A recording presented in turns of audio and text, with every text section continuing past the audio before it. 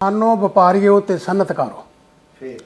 ਸੁਣੋ ਕਿਸਾਨੋ ਵਪਾਰੀਓ ਤੇ ਸਨਅਤਕਾਰੋ, ਵਾਤਾਵਰਨ ਵਿਗਾੜਦੇ ਹੱਥ ਅਕਲ ਨੂੰ ਮਾਰੋ।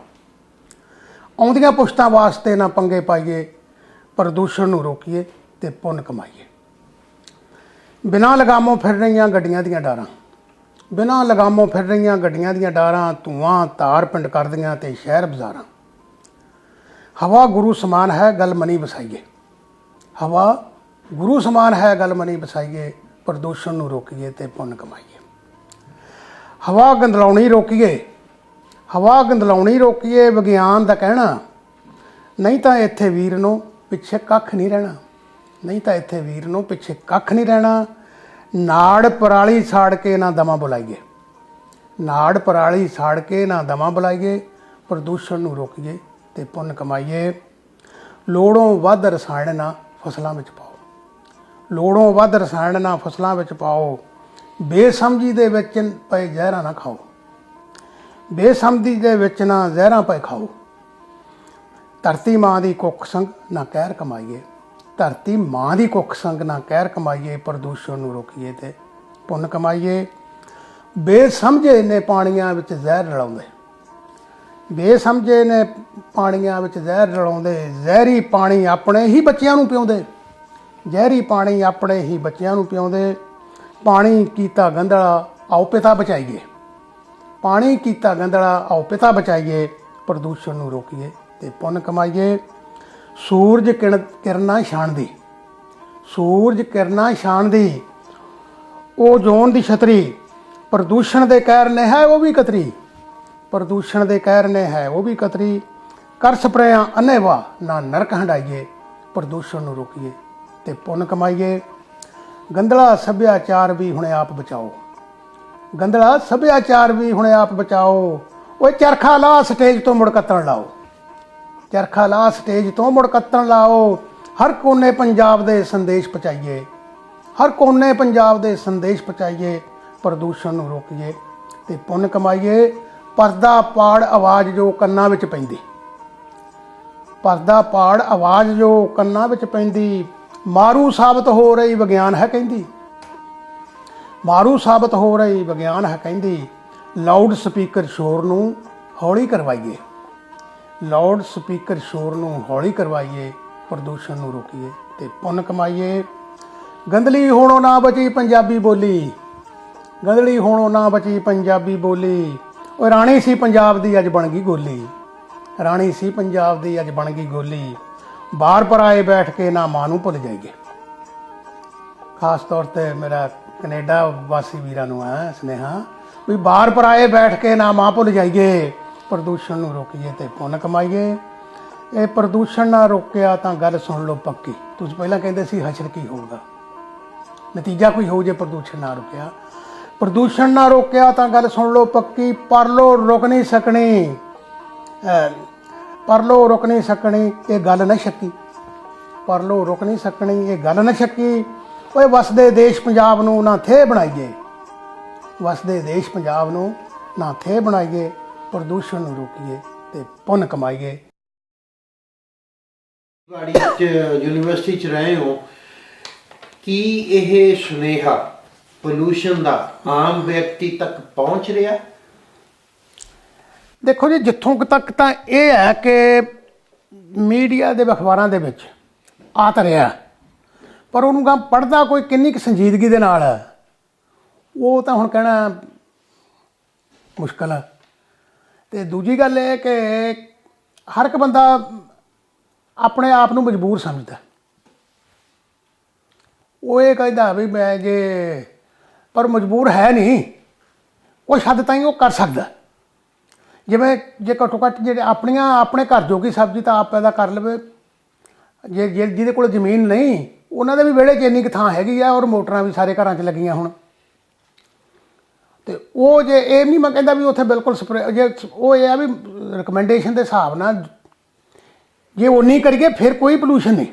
ਇੱਕ ਇਹ ਵੀ ਗੱਲ ਆ ਵੀ ਕਈ ਜਿਹੜੇ ਉਹ ਕਹਿੰਦੇ ਨਹੀਂ ਜੀ ਬਿਲਕੁਲ ਨਹੀਂ ਕਰੀਏ, ਬਿਲਕੁਲ ਨਹੀਂ ਕਰਨੀ ਚਾਹੀਦੀ, ਅਤੇ ਫਿਰ ਤਾਂ ਕੀੜੇ ਖਾ ਜਾਣਗੇ, ਹੋਣੀ ਕਿੱਥੋਂ। ਮੈਂ ਸਮਝਦਾ ਜੋ ਸਾਇੰਸਦਾਨਾਂ ਦੀ ਸਿਫਾਰਿਸ਼ ਦੇ ਮੁਤਾਬਕ ਹੀ ਉਹਨਾਂ 'ਤੇ ਇਹਨਾਂ ਦੀ ਵਰਤੋਂ ਕਰੀਏ ਅਤੇ ਫਿਰ ਠੀਕ ਰਹਿ ਸਕਦੀ ਹੈ। ਅਤੇ ਜੇ ਆਪਾਂ ਸਾਰੇ ਨਹੀਂ ਕਰ ਸਕਦੇ ਤੇ ਆਪਣਾ ਆਪੋ ਆਪਣੀ ਪੈਦਾ ਕਰੋ ਤੇ ਜਿਹੜੇ ਫਿਰ ਕਮਰਸ਼ੀਅਲ ਪੈਦਾ ਕਰਦੇ ਆ ਉਹਨਾਂ ਨੂੰ ਵੀ ਕਰਨੀ ਪਊਗੀ ਕਿਉਂਕਿ ਉਹਨਾਂ ਦੀ ਖਰੀਦਣੀ ਕਿਸੇ ਨੇ ਨਹੀਂ ਜਿਹੜੀ ਮਾੜੀ ਹੈ। ਅੱਛਾ, ਜੇ ਇਦਾਂ ਸੋਚੀਏ ਵੀ ਅਸੀਂ ਬਹੁਤ ਜਿਹੜਾ ਪੰਜਾਬ ਆ ਉਹ ਧਾਰਮਿਕ ਖਿਆਲਾਂ ਦਾ ਆ, ਪਤਾ ਲੱਗਾ ਵੀ ਸੰਤ ਬਾਬਾ ਸੀਚੋਵਾਲ ਵਾਲੇ ਕੁਝ এনवायरमेंट ਤੇ ਕੰਮ ਕਰ ਰਹੇ ਆ, ਤੇ ਕੀ ਜੇ ਤੁਹਾਡੀਆਂ ਯੂਨੀਵਰਸਿਟੀਆਂ ਨੂੰ ਲੋਕ ਨਹੀਂ ਸੁਣਦੇ, ਕੀ ਸਾਨੂੰ ਇਹਨਾਂ ਲੋਕਾਂ ਦਾ ਜੋ ਕਰ ਰਹੇ ਆ ਸਹਾਰਾ ਲੈਣਾ ਚਾਹੀਦਾ ਤੇ ਇਹ ਜੋ ਕੰਮ ਕਰ ਰਹੇ ਆ ਉਹਨਾਂ ਨੂੰ ਅਸੀਂ ਕਿੱਦਾਂ ਪ੍ਰੋੜਤਾ ਦਈਏ ਤਾਂ ਕਿ ਲੋਕ ਬਈ ਸਾਫ਼ ਕਰਾਤੀ ਉਹਨਾਂ ਨੇ ਤੇ ਇਦਾਂ ਦੀਆਂ ਚੀਜ਼ਾਂ, ਕੀ ਅਸੀਂ ਧਾਰਮਿਕ ਪੱਖੋਂ ਕਿੱਦਾਂ ਇੱਧਰ? ਦੇਖੋ ਜੀ, ਧਾਰਮਿਕ ਪੱਖੋਂ ਕੋਈ ਸਹਾਰਾ ਲੈਣ ਦੀ ਗੱਲ ਨਹੀਂ। ਮੈਂ ਤਾਂ ਇਹ ਕਹੂੰਗਾ ਕਿ ਅਸੀਂ ਕਹਿੰਦੇ ਵੀ ਗੁਰੂ ਗ੍ਰੰਥ ਸਾਹਿਬ ਨੂੰ ਅਸੀਂ ਗੁਰੂ ਮੰਨਦੇ ਹਾਂ। ਜੇ ਗੁਰੂ ਮੰਨਦੇ ਹਾਂ ਤਾਂ ਅਸੀਂ ਉਹਨਾਂ ਦੇ ਆਖੇ ਵੀ ਲੱਗਣਾ ਚਾਹੀਦਾ। ਤੇ ਗੁਰੂ ਗ੍ਰੰਥ ਸਾਹਿਬ ਦੇ ਵਿੱਚ ਤਾਂ ਮੇਰਾ ਖਿਆਲ ਹੈ ਵੀ ਅਨੇਕਾਂ ਥਾਵਾਂ 'ਤੇ ਇਹ ਵਾਤਾਵਰਨ ਬਾਰੇ ਸਾਨੂੰ ਨਸੀਹਤ ਹੈ। ਜਿਵੇਂ ਕਹਿੰਦੇ ਆਪਾਂ ਤੇਨ ਦੁੱਧ ਤੇ ਬਾਹਰੀ ਕਿਤੇ ਨਾ ਆਵੇ ਕਾਮ, ਜਲ ਬਿਨ ਸਾਹ ਕੁਮਲਾਵਤੀ ਉਪਜੇ ਨਾਹੀ ਦਾਮ। ਵੀ ਜਿਵੇਂ ਗਾਂ ਇੱਕ ਦੁੱਧ ਤੋਂ ਬਿਨਾਂ ਕਿਸੇ ਕੰਮ ਨਹੀਂ ਆਉਂਦੀ ਖਾਸ ਤੌਰ 'ਤੇ ਸਾਡੇ ਮੁਲਕ 'ਚ, ਇਵੇਂ ਹੀ ਪਾਣੀ ਤੋਂ ਬਿਨਾਂ ਬੂਟੇ ਸਾਖਾਂ ਜਿਹੜੀਆਂ ਉਹ ਕੁਮਲਾ ਜਾਂਦੀਆਂ ਤੇ ਉਹ ਫਿਰ ਪੈਸੇ ਨਹੀਂ ਦੇਣਗੀਆਂ। ਇਹ ਤਾਂ ਜਿਹੜੀ ਸਹਾਰਾ ਲੈਣ ਦੀ ਗੱਲ ਨਹੀਂ, ਗੁਰੂ ਸਾਹਿਬ ਦਾ ਹੁਕਮ ਹੈ। ਪਾਣੀ ਪਹਿਲਾ ਜੀਓ ਹੈ ਜਿਤ ਹਰਿਆ ਸਭ ਕੋਏ, ਵੀ ਜੀ ਦਾ ਆਧਾਰ ਹੀ ਲਾਈਫ ਦਾ ਬੇਸਿਸ ਪਾਣੀ ਹੈ, ਜਿਹਦੇ ਕਰਕੇ ਸਭ ਕੁਛ ਹਰਾ ਭਰਾ ਦਿਸਦਾ। ਤੇ ਅਸੀਂ ਜਾਣੀ ਲੋਕਾਂ ਨੂੰ ਇਹ ਕਹੀਏ ਵੀ ਭਾਈ ਗੁਰੂ ਗ੍ਰੰਥ ਸਾਹਿਬ ਨੂੰ ਗੁਰੂ ਤੁਸੀਂ ਆਪਾਂ ਇਕੱਲਾ ਮੱਥਾ ਟੇਕ ਕੇ ਨਾ ਮੰਨੀਏ, ਇਕੱਲੇ ਰੁਮਾਲੇ ਚੜਾ ਕੇ ਨਾ ਮੰਨੀਏ। ਗੁਰੂ ਸਾਹਿਬ ਦਾ ਜਿਹੜੇ ਅਸੀਂ ਆਖਾਂ ਨਹੀਂ ਮੰਨਦੇ ਤੇ ਸਾਨੂੰ ਕੋਈ ਹੱਕ ਨਹੀਂ ਗੁਰੂ ਗ੍ਰੰਥ ਸਾਹਿਬ ਨੂੰ ਗੁਰੂ ਕਹਿਣ ਦਾ। ਮੈਂ ਤਾਂ ਇਹ ਕਹੂੰਗਾ। ਸੋ ਧਾਰਮਿਕ ਮੈਂ ਜਾਣੀ ਸਾਰੇ ਦੀ ਗੱਲ ਨਹੀਂ, ਸਾਡੇ ਤਾਂ ਗੁਰੂਆਂ ਨੇ ਪਹਿਲਾਂ ਹੀ ਕਹਿ ਤਾ। ਤੇ ਇਵੇਂ ਹੀ ਜੇ ਆਪਾਂ ਕਹਿੰਦੇ ਵੀ ਪਿਤਾ ਦੇ ਸਮਾਨ ਸਮਝਣਾ ਪਾਣੀ, ਤੇ ਜੇ ਪਿਤਾ ਦੀ ਢਿੱਡ 'ਚ ਜ਼ਹਿਰ ਪਾਈ ਜਾਣੀ ਹੈ ਤੇ ਫਿਰ ਉਹ ਅਸੀਂ ਕੀ ਪਿਤਾ ਦੀ ਇੱਜ਼ਤ ਕੀਤੀ। ਜੇ ਮਾਂ ਨੂੰ ਅਸੀਂ ਸਮਝਣਾ, ਧਰਤੀ ਨੂੰ ਮਾਂ ਸਮਝਦੇ ਤੇ ਮਾਂ ਦੀ ਕੁੱਖ 'ਚ ਜ਼ਹਿਰ ਪਾਈ ਜਾਈਏ, ਇਹ ਕਿੱਥੋਂ ਦੀ ਸਿਆਣਪ?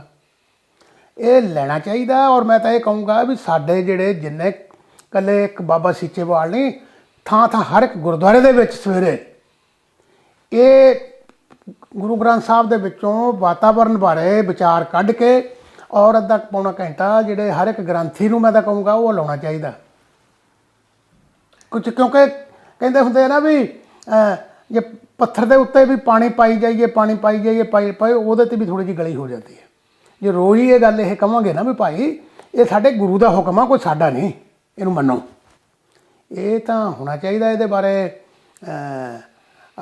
ਇਹ ਜੇ ਆਪਾਂ ਇਹ ਕਹੀਏ ਵੀ ਕੋਈ ਸਰਕਾਰ ਹੀ ਕਰ ਦੂ ਨਾ, ਸਰਕਾਰ ਇਹ ਤਾਂ ਹਰ ਇੱਕ ਨੂੰ ਸਾਡੇ ਨੂੰ ਮਤਲਬ ਉੱਠਣਾ ਚਾਹੀਦਾ। ਕੁਛ ਸੰਤ ਬਾਬਾ ਸੀਚੋਵਾਲ ਤੋਂ ਪਹਿਲਾਂ ਭਗਤ ਪੂਰਨ ਸਿੰਘ ਜੀ ਹੋਏ ਆ, ਉਹਨਾਂ ਨੇ ਵੀ ਸਾਨੂੰ ਕੋਈ ਸੇਧ ਦਿੱਤੀ ਆ, ਉਹ ਤੁਸੀਂ ਕੀ ਕਹਿਣਾ ਚਾਹੋਗੇ? ਬਿਲਕੁਲ ਜੀ, ਮੈਂ ਤਾਂ ਕਹਿੰਦਾ ਜੇ ਵੇਖਿਆ ਜਾਵੇ ਤਾਂ ਪੰਜਾਬ ਦੇ ਵਿੱਚ ਜਿਨ੍ਹਾਂ ਨੇ ਜੇ ਵਾਤਾਵਰਨ ਬਾਰੇ ਕੋਈ ਗੱਲ ਕੀਤੀ ਹੈ ਉਹ ਭਗਤ ਪੂਰਨ ਸਿੰਘ ਹੁਣੇ ਅੱਜ ਦੇ 20ਵੀਂ ਸਦੀ ਦੇ ਪਹਿਲੇ ਆਦਮੀ ਸੀਗੇ। ਔਰ ਉਹ ਦੂਜੀ ਸੇਵਾ ਤਾਂ ਉਹਨਾਂ ਦੀ ਜੱਗ ਜਾਣਦਾ ਜੋ ਉਹਨਾਂ ਨੇ ਅਪਾਹਜਾਂ ਲਈ, ਦੂਜਿਆਂ ਬੇਸਹਾਰਿਆਂ ਲਈ ਕੀਤੀ। ਪਰ ਮੇਰਾ ਖਿਆਲ ਹੈ ਜੋ ਜਿੰਨਾ ਕੰਮ ਉਹਨਾਂ ਨੇ ਵਾਤਾਵਰਨ ਲਈ ਲਿਖਿਆ ਔਰ ਅੱਡ-ਅੱਡ ਥਾਵਾਂ ਤੋਂ ਉਹਨਾਂ ਨੇ ਅੰਗਰੇਜ਼ੀ ਦੇ ਲਿਟਰੇਚਰ ਦੇ ਵਿੱਚੋਂ, ਪੰਜਾਬੀ ਦੇ ਵਿੱਚੋਂ ਕਿੰਨਾ ਜ਼ੋਰ ਲਾਇਆ ਕਿ ਵੀ ਆਪਾਂ ਦਰਖਤ ਲਾਈਏ। ਇਹ ਵੀ ਮੈਂ ਤੁਹਾਨੂੰ ਦੱਸਦਾ ਵੀ ਅਸੀਂ ਇਹ ਵੀ ਸੀਗੀ ਵੀ ਉਹਨਾਂ ਤੋਂ ਜੇ ਉਹਨਾਂ ਨੇ ਕਿਹਾ ਵੀ ਦਰਖਤ ਲਾਈਏ ਤੇ ਹਰ ਇੱਕ ਕਿਸਾਨ ਇਹਦੇ 'ਚ ਕੀ ਮਦਦ ਕਰ ਸਕਦਾ। ਉਹ ਐਵੇਂ ਜਿਵੇਂ ਪਹਿਲਾਂ ਦੱਸਿਆ ਵੀ ਇੱਕ ਤਾਂ 3 ਕਨਾਲਾਂ ਦੇ ਵਿੱਚ 5 ਫਲਾਂ ਦੇ ਬੂਟੇ ਲਾ ਦਿਓ। ਇੱਕ ਹਰ ਇੱਕ ਮੋਟਰ ਜਿਹੜੀਆਂ ਇਲੈਕਟ੍ਰੀਕਲ ਮੋਟਰਾਂ, ਤੁਸੀਂ ਕਿਤੇ ਪੰਜਾਬ ਦੇ ਵਿੱਚ ਜਾਂਦੇ ਆ ਹੁਣ ਤਾਂ ਹਰ ਵਾਰੀ ਕਿਤੇ ਗੱਡੀ ਤੋਂ ਨਿਗਾਹ ਮਾਰਦੇ ਵੀ ਹੁਣ ਵੇਖਿਓ ਸਭ ਮੋਟਰਾਂ ਵਰਾਨ ਪਈਆਂ ਕੋਠੜੀਆਂ। ਤੇ ਜੇ ਉਹਨਾਂ ਦੇ ਦੁਆਲੇ ਹੀ 5-5 ਦਰਖਤ ਜਿਹੜੇ ਲਾ ਦਈਏ, ਇੱਕ ਟਾਹਲੀ ਦਾ, ਨਿੰਮ ਦਾ ਜਾਂ ਹੋਰ ਆ, ਤੇ ਇੱਕ ਤਾਂ ਉੱਥੇ ਮੈਂ ਕਹਿੰਦਾ ਵੀ ਜੀ ਲੱਗੂ ਬੰਦੇ ਦਾ, ਖੇਤ ਜਾਓ ਬੈਠੋ। ਜਿਵੇਂ ਪ੍ਰੋਫੈਸਰ ਮੋਹਨ ਸਿੰਘ ਨੇ ਆਖਿਆ ਸੀ, ਮੇਰੀ ਗਾਂਧੀ ਬਣੀ ਨਵਾਰੀ ਅੱਗੇ ਵਗਦਾ ਬਲਦ ਹਜ਼ਾਰੀ, ਕਾਰੇ ਸੁੱਤੇ ਸਵਾਰੀ ਭੁੱਲ ਜਾਵਣ ਦੋਵੇਂ ਜੱਗ ਨਹੀਂ, ਮੇਰੇ ਖੂਹ 'ਤੇ ਵਸਦਾ ਰੱਬ ਨਹੀਂ। ਔਰ ਮੈਂ ਦੇਖਿਆ ਪੁਰਾਣੇ ਖੂਹ ਦੇ ਉੱਤੇ ਜਦੋਂ ਪੈੜ ਦੇ ਚੌਂ ਪਾਸੇ ਦਰਖਤ ਲੱਗੇ ਆ ਤੇ ਪੂਰੀ ਛਾਂ ਆ ਰਹੀ ਹੈ ਸੰਘਣੀ, ਉਹ ਵਾਕਿਆ ਹੀ ਉਹ ਸ਼ਾਂਤੀ ਮਿਲਦੀ ਵੀ ਉੱਥੇ ਰੱਬ ਹੁੰਦਾ। ਤੇ ਜੇ ਹੁਣ ਆਪਾਂ ਮੋਟਰਾਂ ਤੋਂ ਰੱਬ ਭਜਾਤਾ ਦਰਖਤ, ਤੇ ਜੇ 5-5 ਦਰਖਤ ਹਰੇਕ ਟਿਊਬਵੈੱਲ ਤੇ ਲਾ ਦਈਏ 5-5 ਦਰਖਤ ਆਪਣੇ ਘਰੇਲੂ ਬਗੀਚੇ 'ਚ ਲਾ ਦਈਏ, ਘੱਟੋ ਘੱਟ 1 ਕਰੋੜ ਦਰਖਤ ਪੰਜਾਬ 'ਚ ਲੱਗ ਜੂ। 1 ਕਰੋੜ ਦਰਖਤ ਜੇ ਪੰਜਾਬ 'ਚ ਲੱਗੂ, ਵੇਖੋ ਛਾਲਾ ਮਾਰਦਾ ਪ੍ਰਦੂਸ਼ਣ ਭੱਜੂ। ਆਮ ਆਦਮੀ ਬੰਦਾ ਇਸ ਲਈ ਕੀ ਕਰੇ? ਪ੍ਰਦੂਸ਼ਣ ਸਾਰੀ ਵਾਤਾਵਰਨ ਲਈ ਕੀ ਕਰ ਸਕਦਾ? ਆਮ ਬੰਦੇ ਨੂੰ ਕੀ? ਆਮ ਬੰਦੇ ਨੂੰ ਇਹ ਹੈ ਜੀ ਵੀ ਘੱਟੋ ਘੱਟ ਮੈਂ ਤਾਂ ਕਹਿੰਦਾ ਵੀ ਆਪਣੀ ਜ਼ਿੰਦਗੀ ਦੇ ਵਿੱਚ 2 ਦਰਖਤ ਲਾਉਣੇ ਤੇ ਪਾਲਣੇ ਉਹਦਾ ਫਰਜ਼ ਬਣਦਾ। ਜਾਣ ਲੱਗਾ ਉਹ 2 ਦਰਖਤ ਛੱਡ ਕੇ ਜਾਵੇ। ਕਿਉਂ? ਆਪਣੇ ਪੰਜਾਬ ਦੇ ਇੱਕ ਬੰਦੇ ਨੇ ਤਾਂ ਇੱਕ ਦਰਖਤ ਜਾਂਦੇ ਨੇ ਲੈ ਕੇ ਜਾਣਾ, ਸਾੜ ਦੇਣਾ, ਤੇ ਇੱਕ ਆਪਾਂ ਜਿਉਂਦੇ ਜੀ ਉਹਨੂੰ ਖਪਤ ਕਰ ਲੈ ਕੁਰਸੀਆਂ 'ਚ ਮੇਜ਼ਾਂ 'ਚ। ਇੱਕ ਤਾਂ ਇਹ, ਦੂਜਾ ਇਹ ਕਿ ਵੀ ਜਿਹੜੀ ਜਿੱਥੋਂ ਤਾਈਂ ਹੋ ਸਕਦਾ ਜਿਹੜੀਆਂ ਖਾਣ ਵਾਲੀਆਂ ਚੀਜ਼ਾਂ, ਜੇ ਉਹਦੇ ਕੋਲ ਜਗ੍ਹਾ ਹੈਗੀ ਹੈ ਤੇ ਉਹ ਆਪ ਪੈਦਾ ਕਰੇ ਤੇ ਉਹਨਾਂ ਦੇ ਵਿੱਚ ਘੱਟ ਤੋਂ ਘੱਟ ਜਿਹੜੀਆਂ ਜ਼ਹਿਰਾਂ ਦਾ ਇਸਤੇਮਾਲ ਕਰੇ। ਮੈਂ ਕਹੂੰਗਾ ਸਾਇੰਸਦਾਨਾਂ ਦੀ ਸਲਾਹ ਦੇ ਮੁਤਾਬਕ ਕਰੇ। ਇੱਕ ਤਾਂ ਉਹ ਇਹ ਕਰ ਸਕਦਾ, ਤੇ ਦੂਜੇ ਜਿਹੜੀਆਂ ਸਾਡੀਆਂ ਗੱਡੀਆਂ ਕਾਰਾਂ, ਅਸੀਂ ਇਹ ਨਾ ਕਰੀਏ ਵੀ ਗੌਰਮੈਂਟ ਵੀ ਸਾਡਾ ਚਲਾਨ ਹੋਣਾ ਤਾਂ ਉੱਤੇ ਉਹ ਪੋਲਿਊਸ਼ਨ ਦਾ ਸਰਟੀਫਿਕੇਟ ਲਾ ਲਈਏ। ਆਪਣੀ ਕਾਰ ਦਾ ਅਸੀਂ ਆਪ ਕਰੀਏ ਵੀ ਭਾਈ ਇਹਨੂੰ ਠੀਕ ਰੱਖੀਏ ਤੇ ਜਿਹੜਾ ਇਹ ਧੂੰਆਂ ਘੱਟ ਤੋਂ ਘੱਟ ਉਹ ਗੰਦਲਾ ਮਾਰੇ। ਤੇ ਬਾਕੀ ਜਿੰਨੇ ਅਸੀਂ ਇਹ ਸੋਚੀਏ, ਪਹਿਲਾਂ ਇਹ ਨਾ ਕਹੀਏ ਵੀ ਗੁਆਂਢੀ ਕੀ ਕਰਦਾ, ਇਹ ਨਾ ਕਹੀਏ ਸਰਕਾਰ ਕੀ ਕਰਦੀ ਹੈ, ਇਹ ਸੋਚੇ ਵੀ ਮੈਂ ਕੀ ਕਰਦਾ ਔਰ ਮੈਂ ਕੀ ਕਰ ਸਕਦਾ। ਇਹ ਸਾਰੀਆਂ ਨਿੱਕੀਆਂ ਨਿੱਕੀਆਂ ਗੱਲਾਂ ਦੇ ਨਾਲ ਅਸੀਂ ਪ੍ਰਦੂਸ਼ਣ 'ਤੇ ਕਾਬੂ ਪਾ ਸਕਦੇ ਹਾਂ। ਜਿਹੜੇ ਆਪਣੀ ਗੱਡੀ ਦਾ, ਆਪਣੇ ਸਕੂਟਰ ਦਾ, ਆਪਣੀ ਕਾਰ ਦਾ, ਆਪਣੇ ਟਰੈਕਟਰ ਦਾ ਧੂੰਆਂ ਕਾਬੂ ਰੱਖੀਏ। ਜਿਹੜੀਆਂ ਆਪਣੇ ਖਾਣ ਵਾਲੀਆਂ ਚੀਜ਼ਾਂ ਘੱਟੋ ਘੱਟ ਉਹਨਾਂ 'ਤੇ ਜ਼ਹਿਰਾਂ ਸਾਇੰਸਦਾਨਾਂ ਉਹਦੇ ਮੁਤਾਬਕ ਵਰਤ ਗਏ। ਅਤੇ ਜਿੱਥੇ ਜਿਹੜੇ ਕਾਰਖਾਨੇਦਾਰਾਂ ਲਈ ਮੈਂ ਤਾਂ ਕਹਿੰਦਾ ਉਹਨਾਂ ਦਾ ਇੱਕ ਨੈਤਿਕ ਫਰਜ਼ ਹੈ, ਉਹ ਵੀ ਪਾਣੀ ਉਹਨਾਂ ਦੇ ਜਵਾਕਾਂ ਨੇ ਵੀ ਤਾਂ ਥੱਲੇ ਹੀ ਪੀਣਾ। ਅਤੇ ਬਾਕੀ ਸਰਕਾਰ ਦਾ ਵੀ ਬਣਦਾ ਵੀ ਫਿਰ ਵੋਟਾਂ ਦਾ ਲਾਲਚ ਛੱਡ ਕੇ ਸਾਡੇ ਲੋਕਾਂ ਦੀ ਭਲਾਈ ਨੂੰ ਪਹਿਲ ਦੇਵੇ। ਅਤੇ ਜੇ ਸਾਰੀਆਂ ਹੀ ਪਾਰਟੀਆਂ ਲੋਕਾਂ ਦੀ ਭਲਾਈ ਨੂੰ ਪਹਿਲ ਦੇਣਗੀਆਂ, ਇਹ ਲਾਲਚ ਛੱਡ ਦੇਣਗੀਆਂ, ਫਿਰ ਤਾਂ ਕੋਈ ਇਹੋ ਜਿਹੀ ਹਰਜ ਨਹੀਂ ਗਾ ਵੀ ਇਹ ਚੰਗਾ ਕੰਮ ਕਰਨਾ ਉਹਨਾਂ ਦੀਆਂ ਵੋਟਾਂ ਘਟਣਗੀਆਂ। ਹੁਣ ਕਾਰਖਾਨਿਆਂ ਦਾ ਹੀ ਹੈ ਨਾ, ਜਾਂ ਤਾਂ ਰਿਸ਼ਵਤ ਦੇ ਕੇ ਉਹ ਟਰੀਟਮੈਂਟ ਪਲਾਂਟ ਨਹੀਂ ਲਾਉਂਦੇ, ਹਵਾ ਨੂੰ ਜੁੜ ਜਾਂਦਾ। ਅਤੇ ਜੇ ਉਹਦਾ ਸਖਤ ਕਾਨੂੰਨ ਸਰਕਾਰ ਦੇ ਵੀ ਫਰਜ਼ ਬਣਦਾ ਵੀ ਬਣਾਵੇ ਉਹਨੂੰ, ਭਾਈ ਨਹੀਂ ਕਾਰਖਾਨਾ ਚੱਲਣ ਨਹੀਂ ਦੇਣਾ ਇੱਕ ਦਿਨ ਵੀ ਜਿੰਨਾ ਚਿਰ ਤੁਹਾਡਾ ਉਹ ਜਿਹੜੀਆਂ ਪ੍ਰਦੂਸ਼ਣ ਦੀਆਂ ਸ਼ਰਤਾਂ, ਪ੍ਰਦੂਸ਼ਣ ਕੰਟਰੋਲ ਕਰਨ ਦੀਆਂ ਸ਼ਰਤਾਂ ਪੂਰੀਆਂ ਨਹੀਂ ਕਰਦਾ। ਸੋ ਇਹ ਸਾਰੇ ਰਲ ਮਿਲ ਕੇ ਗਿਆ, ਇੱਕ ਬੰਦੇ ਦਾ ਨਹੀਂ ਕੰਮ। ਅੱਛਾ, ਇੱਦਾਂ ਦੱਸੋ ਪੰਜਾਬ ਦੇ ਵਿੱਚ ਐਤਕੀ ਜਿਹੜੀ ਹਾਲਤ ਹੋਈ ਹੈ ਗਰਮੀ ਦੀ, ਤੁਸੀਂ ਸਮਝਦੇ ਹੋ ਵੀ ਇਹ ਵਾਤਾਵਰਨ ਖਰਾਬ ਹੋਇਆ ਜਾਂ ਕਿ ਇੱਕ ਨਵੀਂ ਚੀਜ਼ ਆ? ਕੁਝ ਸਾਲਾਂ ਤੋਂ ਕੀ ਨੋਟ ਕਰਦੇ ਆ ਰਹੇ ਹੋ, ਤੇ ਕੀ ਜੇ ਇਹੀ ਰਿਹਾ ਤੇ ਕੀ ਹੋ ਜਾਏਗਾ? ਦੇਖੋ ਜੀ, ਗੱਲ ਇਹ ਆ ਵੀ ਇਹ ਤਾਂ ਇੱਕ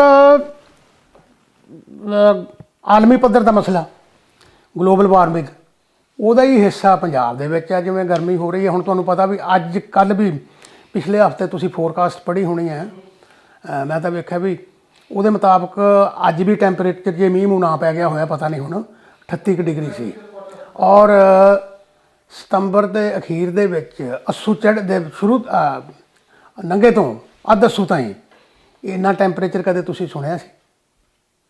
ਅਤੇ ਇਹ ਆਲਮੀ ਤਪਸ਼ ਦਾ ਵੀ ਹਿੱਸਾ। ਅਤੇ ਦੂਜਾ ਹੁਣ ਇਹ ਵੀ ਹੈ, ਅਸੀਂ ਆਪ ਵੀ ਕਰਦੇ ਹਾਂ ਵੀ ਏਅਰ ਕੰਡੀਸ਼ਨਰ ਲਾ ਕੇ ਅੰਦਰ ਆਪਾਂ ਤਾਂ ਸੁੱਤੇ, ਪਰ ਤੁਸੀਂ ਬਾਹਰ ਉਹਦੇ ਖੜ੍ਹ ਕੇ ਵੇਖਿਆ ਵੀ ਕਿੰਨਾ ਗਰਮੀ ਹੁੰਦੀ ਹੈ। ਜਿੰਨੇ ਏਅਰ ਕੰਡੀਸ਼ਨਰ ਵੱਧ ਗਏ ਉਹਨਾਂ ਨੇ ਟੈਂਪਰੇਚਰ ਵਧਾਉਣਾ ਹੀ ਹੈ। ਦਰਖਤ ਘੱਟ ਗਏ ਜਿਨ੍ਹਾਂ ਨੇ ਟੈਂਪਰੇਚਰ ਥੱਲੇ ਕਰਨਾ। ਅਤੇ ਟੈਂਪਰੇਚਰ ਵਧਾਉਣ ਵਾਲੇ ਜਿਹੜੇ ਸਾਧਨ ਆ ਉਹ ਵੱਧ ਗਏ। ਅਤੇ ਜੇ ਆਪਾਂ ਇਹੀ ਕਰੀਏ, ਦਰਖਤ ਹੀ ਇੰਨੇ ਲਾ ਦਈਏ ਵੀ ਏਅਰ ਕੰਡੀਸ਼ਨਰ ਦੀ ਲੋੜ ਹੀ ਨਾ ਲਵੇ, ਇਹਦਾ ਅਸਰ ਤਾਂ ਹੋਣਾ ਅਤੇ ਹੋ ਵੀ ਰਿਹਾ। ਕਿਉਂਕਿ ਇੱਕ ਉੱਧਰੋਂ ਝੋਨੇ ਦਾ ਪਾਣੀ ਖੜ੍ਹਾ ਹੁੰਦਾ ਅਤੇ ਉੱਧਰੋਂ ਬਿਜਲੀ ਨਹੀਂ ਆਉਂਦੀ। ਪਿਛਲੇ ਸਾਲ ਹੀ ਡੇਂਗੂ ਦਾ ਜਿਹੜਾ ਡੇਂਗੂ ਬੁਖਾਰ ਦਾ ਇੰਨਾ ਹਮਲਾ ਹੋ ਗਿਆ ਪੰਜਾਬ ਦੇ ਵਿੱਚ ਵੀ ਹਸਪਤਾਲਾਂ ਦੇ ਵਿੱਚ ਬੈੱਡ ਨਹੀਂ ਸੀ ਮਿਲਦੇ। ਜਾਣੀ ਇਹ ਹੋ ਗਿਆ, ਉਹਨਾਂ ਨੇ ਇਹ ਕਹਿ ਦਿੱਤਾ ਸੀਗਾ ਵੀ ਜੇ ਜਿਹੜਾ ਉਹ ਸੈੱਲ ਕਾਊਂਟ ਆ ਇਹਦੇ ਨਾਲ ਜੇ ਇਸ ਹੱਦ ਤੋਂ ਥੱਲੇ ਨਹੀਂ ਆਉਂਦਾ ਤਾਂ ਅਸੀਂ ਦਾਖਲ ਨਹੀਂ ਕਰਨਾ। ਜਿੰਨਾ ਚਿਰ ਐਮਰਜੈਂਸੀ ਲੈਵਲ ਤਾਂ ਹੀ ਨਹੀਂ ਸੀ ਆਉਂਦਾ ਉਹਨਾਂ ਚਿਰ ਬੰਦੇ ਨੂੰ ਦਾਖਲ ਹੀ ਨਹੀਂ ਸੀ ਕਰਦੇ। ਔਰ ਇਹਦੇ ਨਾਲ ਹੋਈਆਂ ਕਿਉਂਕਿ ਉਧਰੋਂ ਪਾਣੀ ਖੜਾ, ਉਧਰੋਂ ਉਹ ਵੱਧ ਗਿਆ ਅਤੇ ਮੱਛਰ ਪੈਦਾ ਹੋ ਗਿਆ। ਇਹਦੇ ਨਾਲ ਹੋਰ ਕਈ ਬਿਮਾਰੀਆਂ ਪੈਦਾ ਹੁੰਦੀਆਂ, ਹੋਰ ਕੁਛ ਹੁੰਦਾ। ਇਹ ਗੱਲਾਂ ਦਾ ਤਾਂ ਫਿਰ ਹੁਣ ਸੁਣਿਆ ਬਠਿੰਡੇ ਦੇ ਇਲਾਕੇ 'ਚ ਵੀ ਕੈਂਸਰ ਟ੍ਰੇਨ ਨਾ ਬਣ ਗਿਆ, ਇੱਕ ਰਿਪੋਰਟ ਆਈ ਸੀ। ਉਹ ਬੀਕਾਨੇਰ ਨੂੰ ਜਾਂਦੀ ਤੇ ਰੋਜ਼ ਉਹਦੇ ਵਿੱਚ ਕੋਈ 60-65 ਬੰਦੇ ਜਾਂਦੇ ਆ। ਬੀਕਾਨੇਰ ਕੋਈ ਹਸਪਤਾਲ ਖੁੱਲ੍ਹਾ, ਉਹਦੀ ਬਾਬਤ ਕੀ, ਉਹ ਕਿਉਂ ਹੋਇਆ? ਉਹ ਗੱਲ ਇਉਂ ਹੈਗੀ ਵੀ ਹਾਲੇ ਤੱਕ ਇਹਦੇ ਬਾਰੇ ਬੜੀਆਂ ਅੱਡ ਰਾਇਆਂ। ਕੋਈ ਤਾਂ ਕਹਿੰਦੇ ਵੀ ਇਹ ਪਾਣੀ ਕਰਕੇ ਹੋ ਗਿਆ, ਜਿਹੜਾ ਪਾਣੀ ਦਾ ਪ੍ਰਦੂਸ਼ਣ ਆ ਗਿਆ। ਅੱਛਾ, ਕੋਈ ਕਹੀ ਜਾਂਦੇ ਇਹ ਆ ਵੀ ਜਿਹੜੀ ਪੈਸਟੀਸਾਈਡਸ ਦਾ ਵਰਤੋਂ ਇੰਨੀ ਹੋ ਗਈ ਉਹਨਾਂ ਕਰਕੇ ਹੋ ਗਿਆ। ਅਤੇ ਇਹਦੇ 'ਚ ਮੈਂ ਤਾਂ ਇਹ ਕਹੂੰਗਾ ਵੀ ਇਹਦੀ ਅਸਲ ਜਿਹੜੀ ਕਾਰਨ ਆ ਨਾ ਹਾਲ ਤੱਕ, ਉਹ ਐਵੇਂ ਜਿਵੇਂ ਹਨੇਰੇ 'ਚ ਹੱਥ ਮਾਰਨ ਵਾਲੀ ਗੱਲ ਹੈ। ਇਹਦੇ ਲਈ ਵੀ ਇੱਕ ਸਾਇੰਸਦਾਨਾਂ ਲਈ, ਇੱਕ ਸਾਡੇ ਮੈਡੀਕਲ ਐਕਸਪਰਟਸ ਲਈ ਇੱਕ ਚੁਣੌਤੀ ਹੈ ਵੀ ਇਹ ਲੱਭਣ, ਪਰ ਲੱਭ ਕੇ ਵੀ ਫਿਰ ਕੀ ਕਰਨਗੇ ਜੇ ਉਹਦੇ 'ਤੇ ਕੰਟਰੋਲ ਨਾ ਹੋਵੇ ਤਾਂ। ਅੱਛਾ, ਤੇ ਤੁਹਾਨੂੰ ਕੀ ਲੱਗਦਾ ਆ ਇਹ ਜਿਹੜਾ ਭਾਰਤ ਦੇ ਵਿੱਚ, ਪੰਜਾਬ ਦੇ ਵਿੱਚ ਪ੍ਰਦੂਸ਼ਣ, ਇਹਦੇ ਲਈ ਜਿਹੜੇ ਆ ਯੂਨੀਵਰਸਿਟੀ ਜਿਹੜੀ ਆ ਉਹ ਯਤਨ ਕਰ ਰਹੀ ਆ, ਕੀ ਉਹ ਕਿਤੇ ਕੋਈ ਵੀ ਕਾਮਯਾਬੀ ਯੂਨੀਵਰਸਿਟੀਆਂ ਨੂੰ ਮਿਲੀ ਆ ਲੋਕਾਂ ਨੂੰ ਪ੍ਰੇਰਿਤ ਕਰਨ ਲਈ? ਦੇਖੋ ਜੀ, ਕੁਛ ਹੱਦ ਤਾਈਂ ਤਾਂ ਹੈ। ਜਿਵੇਂ ਹੁਣ ਆਪਾਂ ਕਹਿੰਦੇ ਸੀ ਵੀ ਝੋਨਾ ਅਗੇਤਾ ਨਾ ਬੀਜੋ। ਪੰਜਾਬ ਇਹ ਕਾਨੂੰਨ ਬਣਾਉਣ ਤੋਂ ਪਹਿਲਾਂ ਵੀ 2005-06 ਦੇ ਵਿੱਚ ਵੀ 70% ਰਕਬਾ ਜਿਹੜਾ ਨਾ ਉਹ ਸਹੀ ਸਮੇਂ 'ਤੇ ਆ ਗਿਆ ਸੀ। ਪਰ ਜਿਹੜੇ ਉਹ 30% ਕਿਸਾਨ ਆ ਉਹ ਤਾਂ ਹਰ ਇੱਕ ਚੀਜ਼ ਉਹ ਫੇਰ ਪਹਿਲਾਂ ਕਰ ਦਿੰਦੇ ਸੀ। ਉਹਦਾ ਨਤੀਜਾ ਕੀ ਹੁੰਦਾ ਸੀਗਾ, ਜਿਨ੍ਹਾਂ ਨੇ ਮਤਲਬ ਸਹੀ ਸਮੇਂ 'ਤੇ ਬੀਜਣਾ, ਉਹ ਪਹਿਲਾਂ ਬੀਜਿਆ ਝੋਨਾ ਉਹ ਸਖਤ ਹੋ ਜਾਂਦਾ ਸੀ। ਉਹ ਦੂਜਾ ਹਲੇ ਨਰਮ ਹੁੰਦਾ ਜਿਹੜਾ ਨਵਾਂ ਪਨੀਰੀਲਾ, ਉਹ ਸਾਰੇ ਕੀੜੇ ਹਮਲਾ ਕਰਕੇ ਉਹ ਜਿਨ੍ਹਾਂ ਨੇ ਸਹੀ ਕੰਮ ਕੀਤਾ ਉਹਨਾਂ ਦੀ ਫਸਲ 'ਤੇ ਆ ਜਾਂਦੇ ਸੀ। ਫਿਰ ਉਹ ਕਹਿੰਦੇ ਦੱਸੋ ਜੀ ਹੁਣ ਅਸੀਂ ਕੀ ਕਰੀਏ। ਉਹ ਮਰਦਿਆਂ ਨੂੰ ਫਿਰ ਉਹ ਵੀ ਕਰਦੇ ਸੀਗੇ। ਅਤੇ ਇਹ ਸਾਰੀਆਂ ਚੀਜ਼ਾਂ ਨਾ ਰਲ ਇਸ ਤਰ੍ਹਾਂ ਹੀ ਹੁਣ ਜਿਵੇਂ ਯੂਨੀਵਰਸਿਟੀਆਂ ਆਪਣੇ ਬਹੁਤ ਕਹਿੰਦੇ ਆ ਵੀ ਜੀ ਜਿਹੜੀਆਂ ਜ਼ਹਿਰਾਂ ਦਾ ਸਹੀ ਮਾਤਰਾ ਦੇ ਵਿੱਚ ਸਹੀ ਤਰੀਕੇ ਨਾਲ ਸਹੀ ਸਮੇਂ 'ਤੇ ਵਰਤੋ। ਪਰ ਉਹ ਜਿਹੜੇ ਦੁਕਾਨਾਂ ਵਾਲੇ ਆ ਉਹ ਪੁੱਠੀ ਚਾਬੀ ਫੇਰੀ ਜਾਂਦੇ ਆ। ਉਹ ਕਹਿੰਦੇ ਜੀ ਆਹ ਵੀ ਰਲਾ ਦਿਓ, ਇਹਨੂੰ ਵੀ ਕਰ ਦਿਓ, ਇੰਨੇ ਨਾਲ ਨਹੀਂ ਬਣਦਾ। ਜੇ ਤੁਸੀਂ ਕਿਹਾ ਵੀ ਤੂੰ ਇੰਨੇ % ਘੋਲ ਪਾ 0.01 ਜਾਂ ਕਿੰਨਾ ਵੀ ਕਹਿ ਦਿਓ, ਉਹ ਕਹਿਣਗੇ ਨਹੀਂ ਯਾਰ ਇਹਨੂੰ ਦੁੱਗਣਾ ਕਰ ਦੇ। ਉਹਦੇ ਨਾਲ ਕੀ ਹੁੰਦਾ, ਕੀੜੇ ਤਾਂ ਮਰ ਜਾਂਦੇ ਆ। ਇੱਕ ਤਾਂ ਜ਼ਹਿਰ ਫਸਲ 'ਚ ਜਾ ਗਈ, ਠੀਕ ਹੈ ਨਾ। ਦੂਜਾ ਜਿਹੜੇ ਉਹ ਦੁੱਗਣੇ ਤੋਂ ਵੀ ਬਚ ਜਾਂਦੇ ਆ, ਉਹ ਫਿਰ ਉਹ ਜਿਹੜੇ ਘਾਹ ਗਮਲੀ ਹੁੰਦੇ ਨਾ ਉਹਨਾਂ ਵਰਗੇ ਹੋ ਜਾਂਦੇ ਆ। ਉਹਨਾਂ 'ਤੇ ਫਿਰ ਉਹ ਅਸਲੀ ਜਿਹੜਾ ਡੋਜ਼ ਹੈ ਨਾ ਉਹ ਅਸਰ ਕਰਨੋਂ ਹਟ ਜਾਂਦੀ ਹੈ। ਜਿਵੇਂ ਨਵਾਂ ਅਮਲੀ ਲੱਗਿਆ ਤਾਂ ਐਵੇਂ ਮਾੜੇ ਜਿਹੇ ਨਿੱਕੇ ਜਿਹੇ ਬਾਜਰੇ ਜਿੰਨੇ ਦਾਣੇ ਦੀ ਫੀਮ ਨਾਲ ਨਸ਼ਾ ਆ ਜਾਂਦਾ, ਮਗਰੋਂ ਫਿਰ ਉਹ ਡਲਾ ਹੀ ਖਾਂਦਾ। ਫਿਰ ਉਹ ਜਿਹੜੇ ਕੀੜੇ ਵੀ ਹੈ ਨਾ ਉਹਨਾਂ ਦੇ ਵਿੱਚ ਉਹ ਜ਼ਹਿਰ ਨੂੰ ਝੱਲਣ ਦੀ ਸ਼ਕਤੀ ਆ ਜਾਂਦੀ ਹੈ। ਫਿਰ ਉਹ ਉਦੋਂ ਜ਼ਿਆਦਾ ਹੋਰ ਤਗੜੀ ਭਾਲਦੇ ਆ। ਇਹ ਜਿਹੜੀ ਕਿਉਂਕਿ ਉਹਨਾਂ ਦਾ ਜਿਹੜਾ ਪੈਸਟੀਸਾਈਡ ਇੰਡਸਟਰੀ ਕਹਿ ਲਓ, ਪੈਸਟੀਸਾਈਡ ਦੇ ਜਿਹੜੇ ਵਪਾਰੀ ਕਹਿ ਲਓ, ਉਹਨਾਂ ਦਾ ਉਹ ਆਪਣੇ ਲਾਲਚ ਦੀ ਖਾਤਰ ਗੁੰਮਰਾਹ ਕਰ ਰਹੇ ਆ ਕਿ ਜਿਹੜੀ ਯੂਨੀਵਰਸਿਟੀਆਂ ਨੇ ਜੋ ਸਹੀ ਸੇਧ ਦਿੰਦੇ ਆ ਉਹ ਸੇਧ ਨੂੰ ਉਹ ਪੁੱਠਾ ਗੇੜਾ ਦੇਣ ਦੇ ਵਿੱਚ ਮਤਲਬ ਮਦਦ ਉਹ ਕਰਦੇ ਆ। ਤੁਸੀਂ ਇਹਦਾ ਵਰਸ ਸਿਨੈਰੀਓ ਕੀ ਦੇ ਸਕਦੇ ਆ ਜੇ ਇਹਦੀ ਰੋਕਥਾਮ ਨਾ ਹੋਈ ਤੇ ਪੰਜਾਬ ਦੀ ਕੀ ਹਾਲਤ ਹੋ ਜਾਏ? ਦੇਖੋ ਜੀ, ਹਾਲਤ ਤਾਂ ਮੇਰਾ ਖਿਆਲ ਹੈ ਵੀ ਹੁਣ ਕਿਸੇ ਤੋਂ ਇਹ ਗੁੱਝ ਨਹੀਂ ਰਹਿਣੀ ਚਾਹੀਦੀ। ਇਹ ਇਹਨਾਂ ਦਾ ਜੋ ਅਸਰ ਹੈ ਬਿਮਾਰ ਉਹ ਵਧੂਗਾ। ਉਹਦੇ ਨਾਲ ਦੂਜਾ ਇਹ ਵੀ ਹੈ ਕਿ ਜਿਹੜਾ ਕੋਈ ਪੈਸਾ ਅੱਗੇ ਲੋਕਾਂ ਕੋਲ ਡਾਕਟਰੀ ਖਰਚੇ 'ਤੇ ਖਰਚਾ ਵਧੂਗਾ। ਜੇ ਜਾਨ ਬਚਾ ਵੀ ਲਈ ਤਾਂ ਉਹ ਜਾਨ ਸਮਝ ਲਓ ਭਾੜੇ ਦੀ ਹੋਊਗੀ। ਅਤੇ ਜੇ ਉਹਦੀ ਬਜਾਏ ਕਿ ਕਿਸੇ ਚੰਗੇ ਪਾਸੇ ਵੱਲ ਪੈਸਾ ਖਰਚਣ, ਉਹ ਦਵਾਈਆਂ ਦੀਆਂ ਕੰਪਨੀਆਂ ਵਾਲਿਆਂ ਦੇ ਢਿੱਡਾਂ 'ਚ ਜਾਊਗਾ, ਡਾਕਟਰਾਂ ਦੇ ਢਿੱਡਾਂ 'ਚ ਜਾਊਗਾ। ਅਤੇ ਬਾਕੀ ਇਹ ਆ ਵੀ ਜਿਹੜੀ ਬਿਮਾਰੀਆਂ ਨਾਲ ਮਹਾਂਮਾਰੀ ਜਾਂ ਤਕਲੀਫ ਆ ਜਾਂ ਮੌਤਾਂ ਉਹ ਤਾਂ ਫੇਰ ਹੋਣਗੀਆਂ। ਪ੍ਰਦੂਸ਼ਣ ਨਾਲ ਹੁਣ ਤੁਸੀਂ ਇਹੀ ਦੇਖ ਲਓ ਵੀ ਆ ਦਵੇਂ ਦਾ ਹੀ ਜਿਹੜੀ ਆ ਇੰਸੀਡੈਂਸ ਪਹਿਲਾਂ ਨਾਲੋਂ ਕਿਤੇ ਕਿੰਨਾ ਜ਼ਿਆਦਾ ਵੱਧ ਗਿਆ। ਹਰ ਇੱਕ ਦੂਜਾ ਬੰਦਾ ਨੂੰ ਉਹ ਸਾਹ ਦੀ ਤਕਲੀਫ, ਕਿਉਂ ਤਕਲੀਫ ਹੈ? ਜਦੋਂ ਹਵਾ ਦੇ ਵਿੱਚ ਹੀ ਇਹੋ ਜਿਹਾ ਹੈਗਾ। ਅਤੇ ਮਤਲਬ ਇਹ ਹੈ ਵੀ ਸਾਰਾ ਮਨੁੱਖੀ ਸਿਹਤ ਨਾਲ ਖਿਲਵਾੜ ਹੀ ਹੋਣਾ, ਅਤੇ ਸਿਹਤ ਨਾਲ ਜਦੋਂ ਖਿਲਵਾੜ ਆ ਉਹਦੇ ਨਤੀਜੇ ਤਾਂ ਮੇਰਾ ਖਿਆਲ ਆ ਵੀ ਹੁਣ ਦੱਸਣ ਦੀ ਲੋੜ ਨਹੀਂ, ਪਤਾ ਹੀ ਹੈ ਵੀ ਕੀ ਹੋਣਾ। ਭਗਤ ਜੀ ਨੇ ਇੱਕ ਭਵਿੱਖਬਾਣੀ ਕੀਤੀ ਸੀ ਵੀ 2015 ਦੇ 25 ਦੇ ਕਰੀਬ ਵੀ ਹਿੰਦੁਸਤਾਨ ਦੀ ਆਬਾਦੀ ਵਧਣ ਦੀ ਬਜਾਏ ਘਟਣੀ ਸ਼ੁਰੂ ਹੋ ਜਾਏਗੀ। ਬਹੁਤੇ ਲੋਕ ਵਿਕਲਾਂਗ, ਦਮੇ ਵਰਗੀਆਂ ਬਿਮਾਰੀਆਂ ਤੇ ਕੈਂਸਰ ਵਰਗੀਆਂ ਬਿਮਾਰੀਆਂ ਦੇ ਸ਼ਿਕਾਰ ਹੋਣਗੇ। ਇਹਦੀ ਤੁਸੀਂ ਪੁਸ਼ਟੀ ਕਰਦੇ ਹੋ ਜਾਂ ਕਿੱਦਾਂ, ਤੁਹਾਨੂੰ ਕੀ ਲੱਗ ਰਿਹਾ?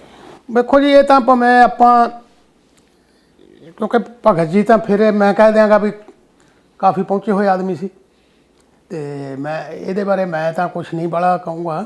ਪਰ ਗੱਲ ਇਹ ਹੈ ਵੀ ਜੇ ਆਬਾਦੀ ਘਟੂਗੀ ਨਹੀਂ ਅਤੇ ਆਬਾਦੀ ਦੀ ਜਿਹੜੀ ਕੁਆਲਿਟੀ ਹੈ ਉਹ ਜ਼ਰੂਰ ਥੱਲੇ ਆ ਜੂ। ਮਤਲਬ ਸਿਹਤਮੰਦ ਬੰਦਿਆਂ ਦੀ ਥਾਂ 'ਤੇ ਬਿਮਾਰ ਬੰਦੇ ਜ਼ਿਆਦਾ ਜ਼ਰੂਰ ਹੋ ਜਾਣਗੇ, ਹੈ ਜੀ। ਅਤੇ ਇਹ ਤਾਂ ਜਿਵੇਂ ਹੁਣ ਪੁਰਾਣਾ ਉਹ ਇਕਨੋਮਿਕਸ ਦਾ ਆਪਣੇ ਮਾਲਥੂਸ ਥਿਊਰੀ ਵੀ ਹੈ। ਉਹਨੇ ਕਿਹਾ ਸੀ ਵੀ ਜੇ ਅਸੀਂ ਜਾਂ ਦੋ ਹੀ ਗੱਲਾਂ, ਜਾਂ ਤਾਂ ਆਬਾਦੀ 'ਤੇ ਕੰਟਰੋਲ ਕਰੀਏ, ਨਹੀਂ ਫਿਰ ਕੁਦਰਤ ਇਹਨੂੰ ਆਪੇ ਘਟਾਊਗੀ। ਵੀ ਉਹਨਾਂ ਨੇ ਇਹ ਕਿਹਾ ਸੀ ਵੀ ਜਿਹੜੇ ਪ੍ਰੋਡਕਸ਼ਨ ਅਨਾਜ ਆ ਉਹਨਾਂ ਨੇ ਇਸ ਹਿਸਾਬ ਨਾਲ ਕਿਹਾ ਸੀ ਵੀ ਇਹ ਉਸ ਹਿਸਾਬ ਨਾਲ ਹੀ ਵਧਣਾ ਚਾਹੀਦਾ ਜਿਹਦੇ ਨਾਲ ਅਨਾਜ ਆਬਾਦੀ ਵੱਧਦੀ ਹੈ। ਦੋ ਹੀ ਗੱਲਾਂ, ਜਾਂ ਅਸੀਂ ਆਬਾਦੀ ਘਟਾਈਏ ਅਤੇ ਜਾਂ ਫਿਰ ਇਹਨਾਂ ਸਾਰੀਆਂ ਜਿਹੜੀਆਂ ਇਹ ਆਪਾਂ ਗਲਤ ਕੰਮ ਕਰਦੇ ਹਾਂ ਉਹਨਾਂ 'ਤੇ ਕੰਟਰੋਲ ਕਰੀਏ, ਹੈ ਨੀ। ਡਾਕਟਰ ਸਾਹਿਬ ਬਹੁਤ ਬਹੁਤ ਧੰਨਵਾਦ। ਮੇਰੇ ਖਿਆਲ ਹੋਰ ਤੁਸੀਂ ਕੀ ਕਹਿਣਾ ਚਾਹੋਗੇ? ਕੋਈ ਹੈ ਤੁਹਾਡੇ ਮਨ 'ਚ ਖਿਆਲ, ਚੇਤਾਵਨੀ? ਜਾਂ ਮੈਂ ਤਾਂ ਇਹੀ ਕਹਿਣਾ ਚਾਹੂੰਗਾ ਵੀ ਪ੍ਰਦੂਸ਼ਣ ਨੂੰ ਰੋਕੀਏ ਅਤੇ ਪੁੰਨ ਕਮਾਈਏ।